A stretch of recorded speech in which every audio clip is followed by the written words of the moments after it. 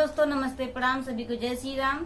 आप लोग कैसे हैं? उम्मीद करती हूँ आप लोग स्वस्थ होंगे, मस्त होंगे, अपने अपने कामों में व्यस्त होंगे। और आप सबके बीच में एक बंदी बंदा गीत लेके आई हूँ। दोस्तों, कैसा लगा आप लोग कमेंट करके जरूर बताइएगा। और अपनी छोटी बहन के ऊपर आप लोग प्यार आशीर्वाद दुलार बनाए रखिएगा। आप लोग को दिल से धन्यवाद बोलती हूँ। जय श्री राम। हेलो दोस्तों, नमस्ते, प्रणाम। मैं हूँ किरण प्रजापति। मेरे चैनल का नाम है संगीत बाई किरण। संगीत बाई किरण के चैनल पे आप लोग का दिल से स्वागत है। दोस्तों, आप लोग के बीच में एक बंदी बन्ना गीत लेकर आए हैं। कैसा लगेगा कमेंट बॉक्स में जरूर बताइएगा और हम लोग का सपोर्ट करिएगा दोस्तों। तो चलिए सुनाते हैं। मंडप में बंदा जनवा सो में बंदा, मंडप में बंदा जनवा सो में बंदा, कोहबर में मिलनवा हो गईले, कोहबर में मिलनवा हो गईले। काहो पापा तोरा मुँह न लागे, काहो पापा तोरा मुँह न लागे, आज बेटी सपनवा हो गईली।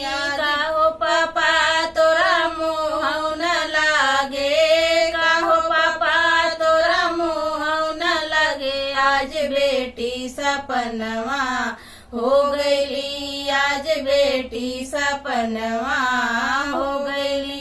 मंडप में बंदा जनवा सो में बंदा, मंडप में बंदा जनवा सो में बंदा, कोहबर में मिलनवा हो गईला, कोहबर में मिलनवा हो गईला। काहो चाचा तोरा मुँह न लागे, काहो चाचा तोरा मुँह न लागे, आज बेटी सपनवा हो गईले, आज बेटी सपनवा हो गईले। मंडप में बंदा जनवा सो में बंदा, मंडप में बंदा जनवा सो में बंदा, कोहबर में मिलनवा हो गईले, कोहबर में मिलनवा हो गईले।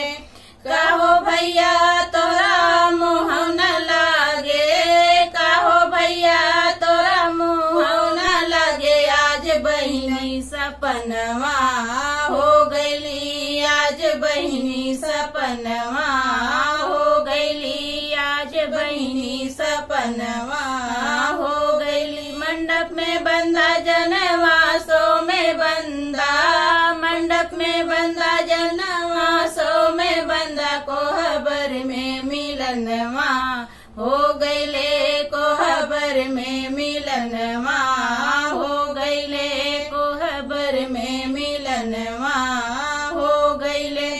तो आप सभी को कैसा लगा एक बंदी बन्ना गीत कमेंट करके जरूर बताइएगा। मिलते हैं अगले वीडियो में, तब तक आप सबसे बाय बाय।